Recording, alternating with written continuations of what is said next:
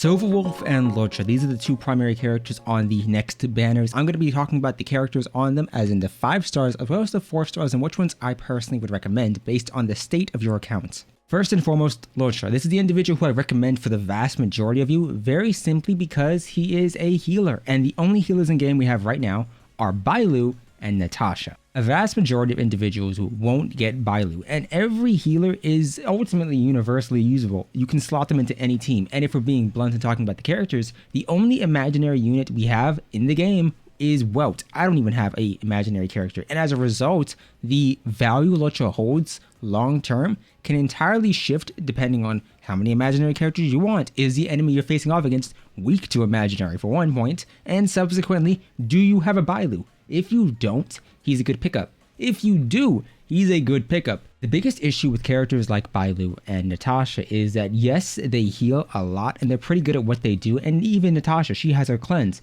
but you don't necessarily get any damage out of them. With Natasha, it requires her 6th Eidolon for her normal attack to actually deal more damage, and that's based on HP. It's not even the entirety of HP, it's just 40%. Now, 40% isn't a minimal amount, but it's not enough to make her a worthwhile addition that realistically could replace a damage dealer. Instead, you're losing damage by slotting in a healer, which is why survivability is much more important in a lot of teams. That's why you see Japard. That's why you may see people building up Trailblazer. March 7th is useful in that same point. However, I'm pretty sure anybody who was realistically considering that character knew if they didn't have Bailu, he's kind of their only option, especially for endgame content. So what about the 4 stars? For Loucha's band, the 4 stars are Yukong, QQ, and Pilla. QQ is an interesting character. I'm not going to even attempt to pronounce her actual name, but basically speaking, she's a good or decent enough quantum character. Obviously, she becomes better with Eidolons, but her biggest issue is her cost.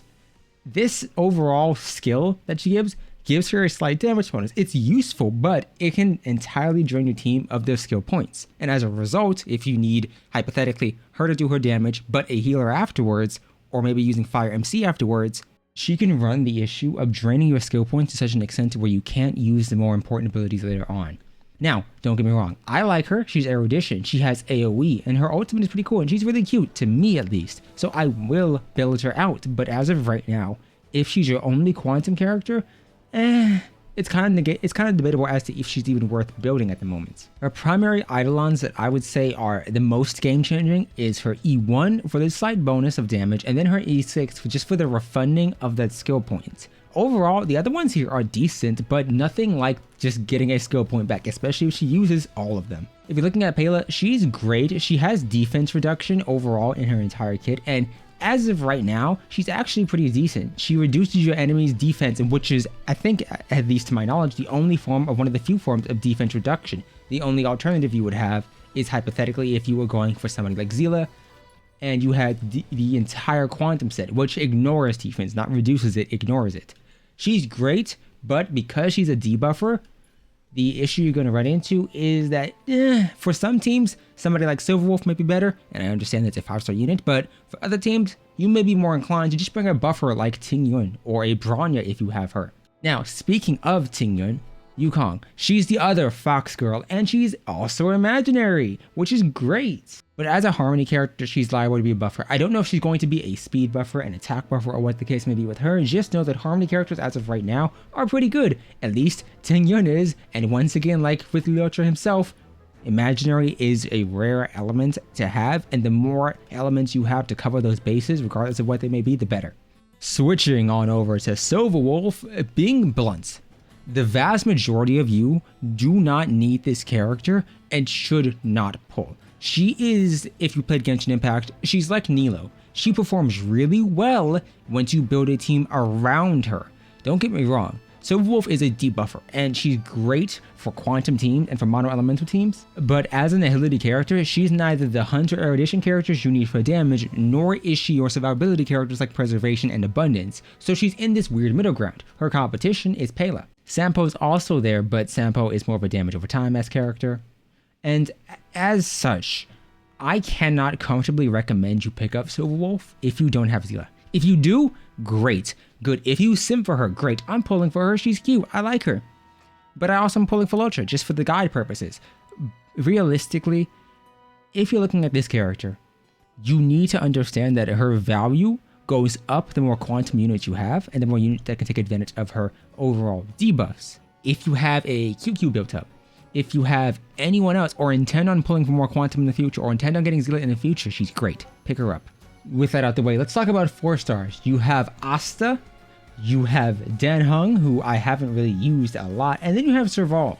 Given these characters are vaguely free, that being all of them are free, the value drops significantly. Asta's a great speed buffer, and she is really useful for a lot of your characters because at the end of the day, speed is incredibly important. And if this mitigates the amount of speed you will have to build, or mitigates in some way, shape, or form the amount of speed you're aiming for, good.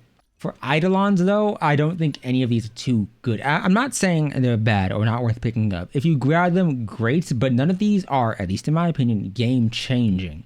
I would say that the most valuable Eidolons in the game are anything that refunds or gives you skill points. This energy regeneration rate is great because she entirely depends on her buffs, but if she doesn't have 2 or more stacks, it's lost. I would instead say this would be better if she just had a 15% bonus to it.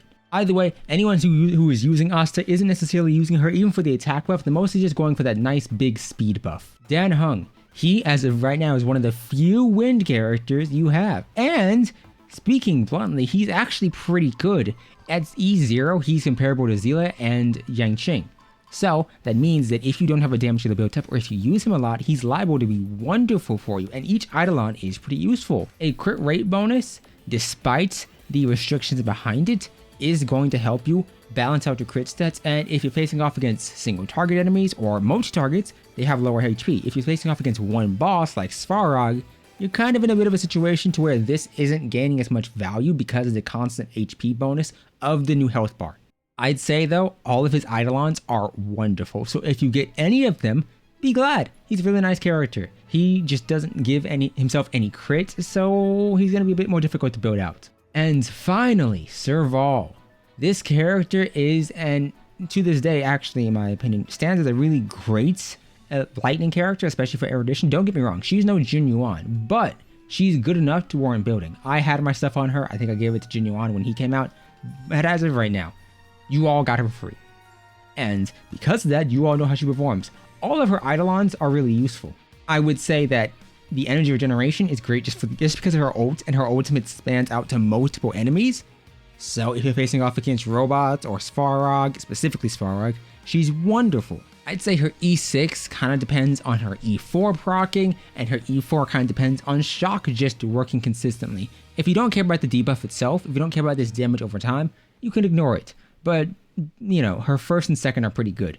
For FGPs, if you don't have Bailu, pick up Loucha. If you do go for Loucha, you're going to get a bunch of new characters, you're going to get a bunch of Eidolons for some pretty decent characters. If you're looking at Silverwolf, understand that the characters on her banner, the 4 stars, aren't necessarily bad, it's just they're free. And because they're free, the value drops significantly overall. Light cones, don't summon on them, do not. The Nihility characters we have in the game right now are so few that Silverwolf's light cone isn't going to hold a lot of value unless you absolutely adore that character. If you're looking at Loucha, well, for 5-star light cones, his competition will be Time Waits for Nobody. And Time Waits for No One gives you HP, the healing bonus, and then damage based on 30% of the HP that you're healing to your allies.